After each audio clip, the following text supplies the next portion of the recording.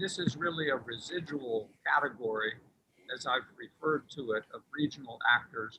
But we want to focus on Qatar's likely role now that the GCC blockade has been lifted. We've asked Ahmed Baabood to speak on this.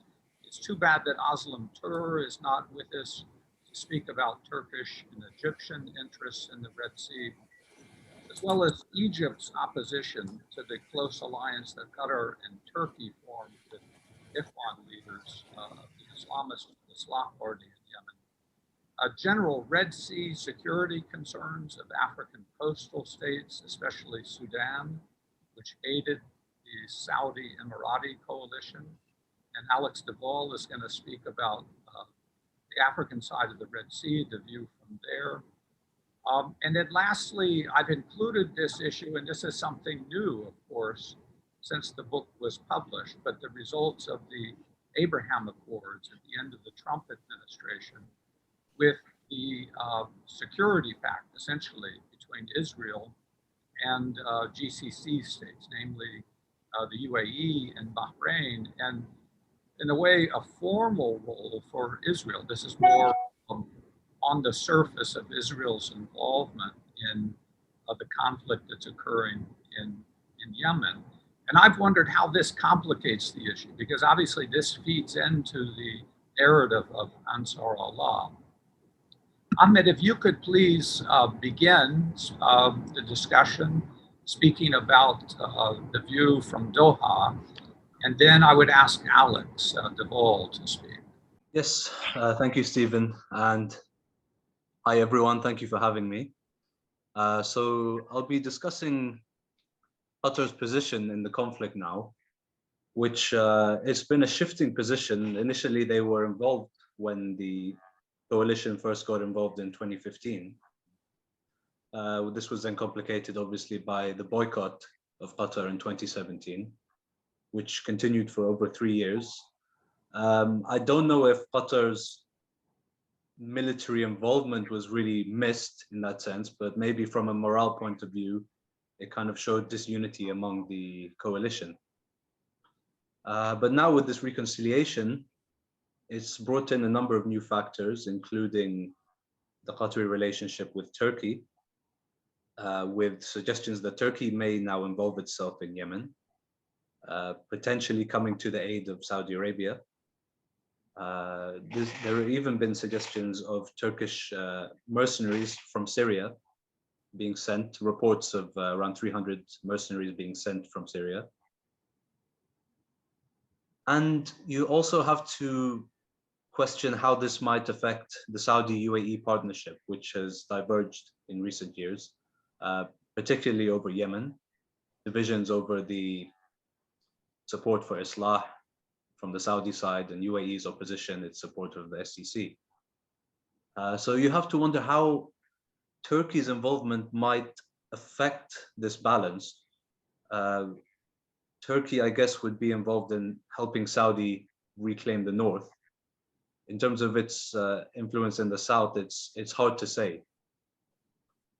There have also been suggestions of increasing military cooperation between Turkey and Saudi, around $200 million worth of drones, Turkish drones, being co-produced by 2 Saudi firms. These drones have been highly effective in other conflicts, including in Libya, in Syria, between Azerbaijan and Armenia. So the rivalry between Turkey and the UAE could escalate further from Turkish involvement in Yemen. As you know, this rivalry has escalated quite a lot in recent years, even dragging in Saudi Arabia, which eventually boycotted Turkish goods. But Qatar would likely play a role in repairing this relationship between Saudi and Turkey, which was damaged, obviously, with the Khashoggi incident in 2018. So a lot of questions there. Qatar might offer its services as a mediator, and it'll be willing to show its dedication to Saudi Arabia, because like Oman, it values its strategic relationship with Saudi Arabia. It will do anything to repair this. In terms, I want to speak a little about Israel. Israel involvement in Yemen is still kind of confusing, but there have been reports of a spy base being set up on Socotra, cooperation with the UAE. I don't know how much is really behind that, but also there have been suggestions of Israel giving its Iron Dome system to Saudi Arabia, which could potentially be part of an Abraham Accord agreement, some kind of normalization deal between them. Saudi Arabia experiencing attacks on almost a daily basis from the Houthis, I think it could really benefit from this. But whether Israel would go that far is, I'm unsure. So I'd like to pass back to you for any questions. Okay, thank you, Ahmed. First, before we get to the questions, Alex de Waal, please share with us the view from the African side of the Red Sea. Thank you very much. I mean, it's been really fascinating to listen to this because I feel that from the African perspective, we've been sort of on the outside looking in, not appreciating a lot of these complexities. And there is another layer of complexity that I'm going to contribute. The politics of the Horn of Africa have been literally upended, stood on their head in the last 6 months. And the repercussions of this are not yet clear. And the key thing here is the war in Ethiopia, which is actually a very high priority for the Biden administration. The special envoy, Jeff Feltman, took his office on Tuesday. It hasn't yet been officially announced, but he moved into his office. And the fact that someone so senior would take on a position of special envoy for Ethiopia and the Horn of Africa is, I think, very significant. Obviously, there is another special envoy for Yemen, and it'll be interesting to see how the two of them coordinate. The deputy to Feltman is someone called Peyton Knopf. Now, Peyton spent the last year working with a group coordinated by the US Institute for Peace on what is called the Red Sea Arena, which is not just the littoral states of the Red Sea, but also those states that have an interest in the Red Sea. So that's the whole of Northeast Africa. Ethiopia, of course, does not have a coastline, but also Kenya and South Sudan and the countries of the Nile Basin, and also the GCC countries. So what he has been working on is the idea of a US political and security strategy for the Red Sea arena. Yemen is at the heart, but actually the focus of his work has been on the broader issues. And the number one priority they've identified to work on is the war in Ethiopia, which is actually a joint Ethio-Eritrean war. Now, for those of you who haven't followed it, what happened was on November the 3rd, which was election day here, of course, there was an attack by units from the regional army of Tigray, a northern region in Ethiopia, whose political party, the Tigray People's Liberation Front, TPLF, had been the leading part of government for the last nearly 30 years. But and then the next day there was a massive onslaught on fourth fronts on Tigray, from Eritrea in the north, from Ethiopia in the south. So the war did not happen overnight. It was actually very well prepared, and the Tigrayan explanation that theirs was a preemptive attack does seem to be credible. We don't know how many people have died thus far, but it looks like a bit like that miscalculation of 2015. What was thought in Yemen, what was thought to be a short war, is going to turn into a very long war, and a major humanitarian crisis that will rival the one in Yemen. One of the factors that did not, just one background factor, there was a peace agreement made between Ethiopia and Eritrea, which had been in a state of Cold War for 20 years, for which the Ethiopian Prime Minister Abiy Ahmed won a Nobel Peace Prize a couple of years ago. The key brokers for that agreement were the Emirates and the Saudis, not the African Union, which was interesting. It was also, that peace agreement was also a security pact between the two leaders against their common enemy, which is Tigray. And the Eritrean ambition is to actually control the region. It had been under tight sanctions, but it wants a sort of axis of autocracy within the region. Now, the links with what we've been discussing begin with the Emirates, because the Emirates, with Saudi backing, were very enthusiastic about the peace deal. They saw it as being able to legitimize their presence on the southern shore of the Red Sea, the Eritrean shore, and to expand their commercial investment in Ethiopia, consolidate their security frontier to the south. In the first 2 months of the war, the Emirati airbase in Assab, which is in Eritrea, continued flying drones. Now, we know that those drones were not flying to Yemen. And in fact, they were flying to Tigray, and they were the critical factor in the Ethio-Eritrean military success in the first 6 weeks of the war, November into December. Under pressure from the US, but also Egypt, and I'll get to the Egyptian point in a moment, the Emiratis then dismantled their airbase and moved it and moved their operations into the Bab el-Mandeb. And the signal from the US was, you, the Emiratis, do not want the reputational damage of being involved in a war that you really don't have a stake in. Please just stay out of it. And they did. Obviously, this is as far as the Emiratis are concerned, and what we've been discussing, this is a footnote to Yemen, but it is obviously very significant for Ethiopia. Without the drones, the Tigrayan resistance has actually been very effective, and they're really fighting back. At the moment, what is happening is the Ethiopians are trying to buy drones from Turkey, and I don't know what that means in terms of the politics of what we have just been discussing. I don't see either the Eritreans or the Ethiopians in any way moving towards dealing with the Houthis. That would be that is simply not on their agenda.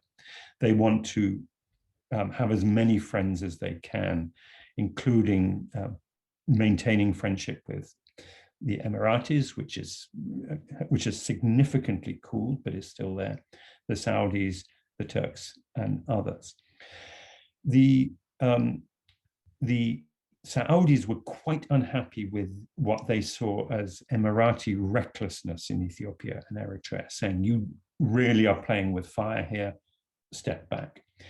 The Saudis have taken the opportunity of the Emirati drawdown from Eritrea to establish a smaller, non-aggressive presence on the Red Sea coast of Eritrea, in the Eritrean ports.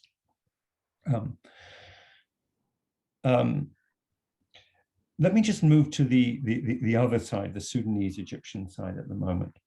One of the there's been a long, as you may have know, there's been a long-standing tension between Ethiopia and Egypt over the Nile waters, with the Ethiopians building a big dam. And the Ethiopian former regime in Ethiopia had constructed a very elaborate African alliance of the Red Sea, of the Nile Basin countries, to sort of contain and isolate Egypt. The current government under Prime Minister Abiy Ahmed upended that. It went directly for bilateral talks with Egypt, mediated by the US Treasury, with Sudan brought in as a minor third party.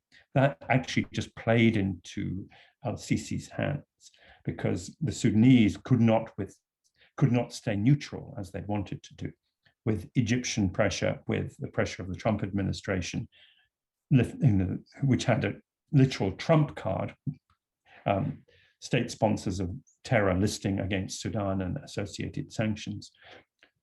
So Sudan flipped into the Egyptian camp, whereas it had been quite neutral beforehand. A problem compounded by an inadvertent border war between Sudan and Ethiopia, brought about by another miscalculation by Abiy Ahmed, who's getting quite a reputation for making rudimentary blunders. Sorry, I realize I've really spoken too long. The point being that the Sudanese and Egyptians are now very firmly aligned with this, the Saudis and the Emiratis. They've been pushing out the Muslim Brothers, both for domestic and for international reasons. The Turks and the Qataris are getting a little bit of a foothold, but the Sudanese are really have been sort of wrapped up by the Egyptian-led politics of the region, and we're seeing a polarization between the Egyptian Sudanese camp and the Eritrean Ethiopian camp, with the Emiratis trying to stay out of it, but undoubtedly, if they're forced to choose sides, they will come down on the Egyptian side. Okay, thank you, Alex. I remember very early on in my email conversations with you, Alex, that we talked about this role that the Emirates was playing on the African side of the Red Sea, possibly inflaming these conflicts and wars that are infamous in the Horn of Africa. So it's. I take your point that this has happened. You see that with the Tigrayan conflict. I was expecting you to spend more time talking about the Sudanese issue that you touched on at the end, but perhaps Mohammed al-Basha, because we don't have the role of Aslan Tur, it's really unfortunate to speak about the politics of Turkey and Egypt on this issue. I'm hoping, Mohammed, you can pick up the slack there. And I'm sure you're not going to speak as much about the African issues, but please try to focus more on the issue of Qatar and Turkey and Egypt. The situation in Yemen, I mean, I'm just joining today. I'm imagining myself in 2012 sitting down, having a cup of tea in Sana'a with Ambassador Jerry, and telling him, Ambassador Jerry, in 3 years, the Houthis are going to take over Sana'a. There's going to be brigades of Sudani forces in Hodeidah.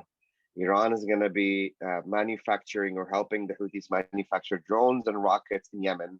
They're going to be bombing Saudis almost daily. And guess what? Al-Qaeda is going to form a small caliphate in Mukalla. UAE is going to be sending French tanks. US is going to be supporting one way or another a Saudi coalition that's going to be trying to counter Saleh. Oh, the Houthis are going to kill Saleh. So the lesson that modern Yemeni history taught me is never say never in Yemen. Everything is possible. The Turks could get involved. The Iranians could get more involved, as we see today with the Iranian frigates getting closer to Suez on the Red Sea after it was attacked. And then Israel could get involved either with Saudi or UAE. Another country could get involved. And so I think Sudan, during the war over the past 5 years, Sudan had the biggest military footprint on the ground. At one point, there were talks that Senegal and I think Mauritania was going to send forces, but that did not really happen. So that's just the general view is we are witnessing a serious proxy conflict in Yemen. It's not new. The dichotomy is in 1962. You had Israel, Iran, and Saudi supporting the royal family. And then you had the Egyptians and the Soviet Arab bloc supporting the Republican faction. And that's been the case in the 80s. You had Gaddafi in Libya support one of the factions in the Central Region Wars. In 1994, we had Qatar support the North and Saleh government. And you had UAE support Aden and the Salim al-Bid government in Aden. And so I don't see this ending anytime soon. I see it's evolving and changing. Regarding the Turkish involvement in Yemen, I don't think the Turks are gonna be involved in Yemen like they are in Syria, like they are in Libya, like they are in northern Iraq. But we do see that the Erdogan government did increase influence of the Turkish government in Yemen. They've built schools, they've built a monument, they've expanded their diplomatic footprint. I don't think that's wrong. I think other embassies and other diplomatic missions do compete for more influence in the country, and that's how you do with soft power, where they're building schools and businesses. But I do agree that the next big conflict in the region will include Yemen just because of its location on the Red Sea. And you already see that. You see all these other actors, and whether China too, and various countries building a forward operating bases, whether on a floater like the Savis, or as it's allegedly called, or it's going to be more on forward operating bases with symbolic forces in Eritrea or in Sudan or in Ethiopia or in the west coast in Yemen. It's really hard to pinpoint right now, who, if Qatar and UAE, because of the agreements, the reconciliations, are going to cool things down in Yemen. One of the indicators, like we spoke to yesterday, that I always look to is the Yemeni media that's based in Istanbul, the Yemeni media that's based in Qatar, the Yemeni media that's based in UAE. That's a very good way for you to measure an indicator whether these various foreign actors are cooling things down Yemen, or they're just competing with each other. I think that's just what I wanted to add, and we should open it up for Q&A. Okay, thank you, Mohammed. It's a sobering remark to think that the war may just be revving up, and that it may indeed continue for years to come. I was thinking before we went online this morning that the war back in the 1960s lasted 8 years, right? We're now in the 7th year. We're entering the 7th year of the conflict currently. It was unimaginable that back in 2014, you would have a war that would last longer than the conflict in the 1960s. But I take your point, Mohammed, that unless cooler heads prevail, there are certainly signs that the conflict could be just getting started. Yemen is the land of self-fulfilling prophecies. So we kept talking about Iran and Yemen for a decade, and then Iran showed up. We kept talking about, some sort of a Gulf military intervention in Yemen, and that happened. So I fear that every time we keep talking about the next threat, that it will become a self-fulfilling prophecy. But yes, please continue. I would imagine that Alex Batanka, you would like to discuss further this issue, the possibility of Turkey getting a role. I communicated this to you earlier, and actually when I started a conversation with you early this year about participating in this meeting, you remember I was expressing optimism that there's a moment here if negotiators could bring parties to the dispute to the table, that you could get a settlement on the ground in Yemen. I'd like to know what you think about, since we don't have Muslim Tur here to speak about the Turkish issue, I'd like to hear what you have to say. No, Stephen, all I can do is sort of repeat what I said, which is I see the issue of Turkey increasingly being mentioned by Iranian officials, concerned about what Turkey wants to achieve in Yemen, what kind of geopolitical partners the Turks might look to. I mean, obviously, we all seem to agree that the Saudis are the natural partner for the Turks. I mentioned that this could present itself as an opportunity for Iran to look for ways to use Emirati fears about what Turkey might do with the Muslim brothers in Yemen as as an opportunity to move closer to the UAE. I get the sense, just having come back from UAE, that UAE is looking for ways to work with Iran. Is this potentially one of those issues, Turkey in Yemen, and what the Turks might end up doing, and that brings a common ground for Iran and UAE? I have no idea, but it could be. I suspect the Iranian-Turkish, the way I would describe it is it's rivalry across the board. But there are exceptions. I see no evidence that Iran really has any interest in what Turkey is doing in Libya. But put Libya aside, in the Caucasus, in Syria, in Lebanon, in the Gulf, even Qatar, in Yemen, in Afghanistan, you see Iran and Turkey being rivals. And that rivalry is intensifying partly because I guess the Turks are doing better than the Iranian had anticipated. And that was kind of really, that point was made to Iran clearly in the latter part of last year, September, October, over the Nagorno-Karabakh conflict, and how Turkey basically, enabled for Azerbaijan to succeed militarily against Armenia. So I would say the competition between Iran and Turkey is nothing new. The history there, as we know, is long. I think it's intensifying. It's showing itself in new places. I would point to Yemen probably as one of the latest theaters where I see Iranian apprehension about what Turkey is looking to do. It could also be said about Afghanistan, particularly with the announcement US is pulling out of that country, and the Turks are pursuing a track where they're not necessarily including the Iranians, which is an interesting decision by Ankara's part.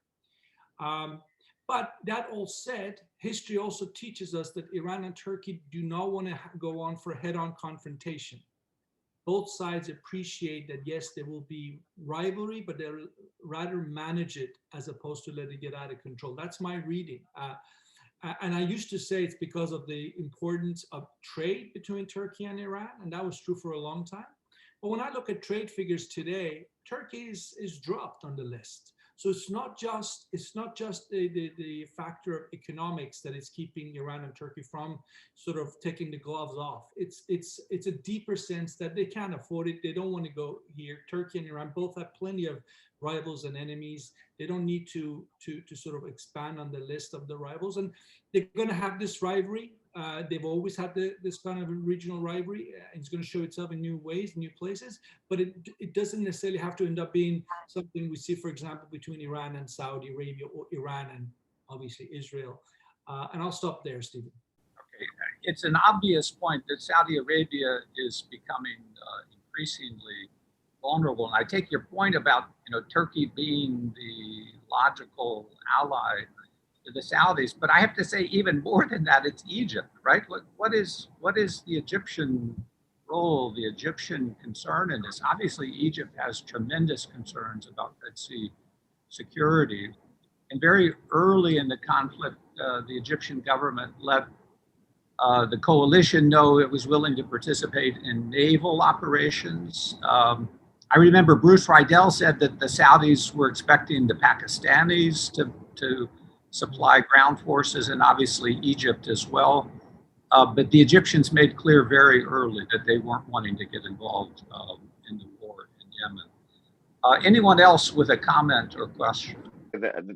Pakistan did not want to get involved in Yemen because the Pakistani military has a very sensitive dynamics between their Shia and Sunni soldiers. And so they didn't want to look like they're going to be involved in a conflict in Yemen, which is going to create more sectarian tensions within their own communities, especially within the armed forces.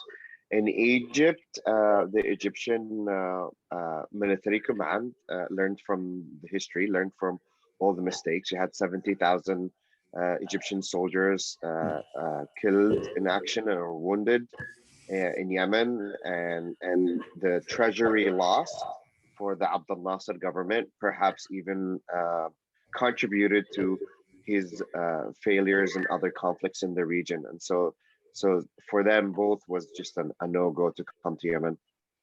Yeah, can I just add to that? I spent a lot of time in Egypt as a diplomat. The whole lessons of Yemen was taught at Egyptian military colleges. The whole generation of Egyptian officers do know that they will not, that the problems of fighting outside their own territory. So I don't think that there was ever any question of going to Yemen. But they're very clever. The Egyptians actually passed a resolution in Parliament that would enable it to happen, but it clearly had no intention of allowing it to happen, allowing it to take place. Can I ask one question? What is the evidence of Turkish involvement in Yemen? I mean, I've seen it in the media, but does it extend beyond that? Because I mean, Osman in her chapter really made the point that the approach to Yemen, at least, was really directed by their relationships with Saudi Arabia and the UAE, particularly Saudi Arabia. And I suppose if the Saudis asked them to help, they might go in, but I've not seen any evidence. of this beyond this reporting in the media. I do see a question that Abdullah has posed through the chat. Abdullah, maybe you want me to ask this question. I'm not sure how to answer it, but he asked, what do people make of the recent visit of Abdel Fattah al-Burhan to Qatar? Just to say that the Sudanese are restoring some ties with Qatar. The Minister of Finance, who was appointed a month ago, is I don't know if he counts as an Islamist or an ex-Islamist, but he has close ties to Qatar, and the head of the de facto head of state was is he there now, or very recently was in Doha. So there's a bit of rebalancing going on with the Sudanese. Yeah, my point to everyone in the email was that it only makes sense that the more staying power that Ansar Allah shows in the northern part of Yemen with Iran backing it, that this enables or empowers what is the Qatari and what has been longstanding the Qatari Turkish view on the politics of Yemen. If anyone would like to comment on that. But I appreciate, Alex, your contribution. Turkish involvement in Yemen, I don't see any different from the involvement of any other diplomatic mission that's active or looking for more interest in Yemen. I think the areas where the Turkish charity organizations or aid agencies do operate are limited to areas that are looked upon as areas that has Islah as a big factor on the ground. However, Turkish aid is going through a lot of parts of Yemen, and there is a lot of interest for Turkey, and this you could say both things about Turkey and Qatar. I think post-war, Qatar and Turkey are going to be playing a much bigger role. You're going to have a lot of opportunities in reconstruction companies. That's Turkey's prerogative, that's what they do. You're going to have Qatari money that's going to come in and try to help with the reconstructions. I think the Saudis and UAE naturally are going to be fatigued because of all the war, and they're not going to be, even if they pledged billions in reconstruction in Yemen, I don't think that that's going to be happening as efficient or as effective. So Qatar and Turkey may be playing a bigger role in Yemen post-conflict. And there's, not just for influence, you have a market for Turkish goods, you have access to the Red Sea, and you have some sort of a political faction that does see eye to eye with Turkey, but even it's not a big faction, but it's still a political faction that will be supportive to it. And same thing with Qatar. I don't think Qatar today is directly as involved in the conflict, or publicly at least, as it is reported. But just to go into a point that Elena said earlier, is that media in Yemen is so divided to the point that there's even now 2 Saba News Wire. There's a Houthi one and there's an Aden-based one. There's 2 Yemen Today channels. There's one in Cairo and one in Sana'a. And so even to their websites level, everything is so split. And so for you to get some sort of a clear idea of what's happening, you usually just read both stories, and the truth is usually in between.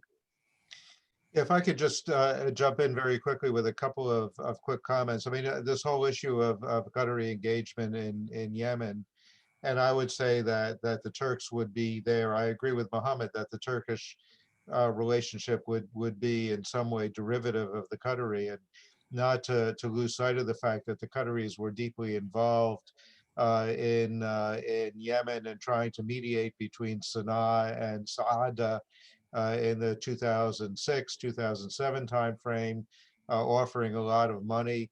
If the Qataris get involved in Yemen again, that is going to be a red flag for the Saudis. The Saudis were never very comfortable with Doha's engagement. They always saw that as a threat. A lot of what the Qatari scope may be in a post-conflict situation is going to depend very heavily on who ends up in charge in Sana'a, because I think that there are a lot of people, and you go back to 2011, 12, when the Qataris were forced by Ali Abdullah Saleh to drop out of the GCC negotiations because of his suspicions and his accusations that they were a stalking horse for Iran, whether that was real or not. And then, of course, the 2015 situation where the Saudis pushed them out of the coalition because, again, of allegations that they were pro-Houthi or pro-Iranian. So the Qataris have a very checkered history in Yemen, and it's not at all clear how much they will be welcome to come back. Prior to 2011, they did not play a major role, again, because of these suspicions. And the other country that we haven't really talked about, the other one that's going to have a big role to play is Kuwait. Kuwait is going to be significant in reconstruction in a post-conflict Yemen. And again, because they're seen as a neutral party in many of the same ways that the Omanis are considered to be neutral within Yemen, the Kuwaitis, again, are relatively well regarded by all of the various factions. The other point I wanted to make very quickly is about Egypt and the fact that the Egyptians, if we're on the other side of the Red Sea for a moment, the Egyptians have been extremely uncomfortable with the way that the Saudis and the Emiratis have engaged in the Horn of Africa. The Egyptians have long seen the Horn of Africa as their backyard. And you look at the fact that they were very unhappy with the way the Saudis were seeing the GERD, where they felt that the Saudis were more sympathetic to Ethiopia than they should have been, and that there's some tension also between the GCC states and Egypt over the way to play the Red Sea security situation, even though the Egyptians obviously are in a very weak position to push back against Saudi Arabia or the UAE. Okay, I want to thank everyone for attending. We ran over about 20 minutes, but this has been a really good discussion. I think our discussion today certainly shows just how complex the regional dynamics, with Yemen at the heart of it. Certainly Yemenis know this about the strategic position that their country holds at the tip of the Arabian Peninsula, and in the seat, right, the chair, the Horn of Africa, at the entryway to the Red Sea. It's absolutely crucial. So please continue to follow what we're doing. I welcome questions and follow up as we release the video. Once again, thank you everyone for joining us.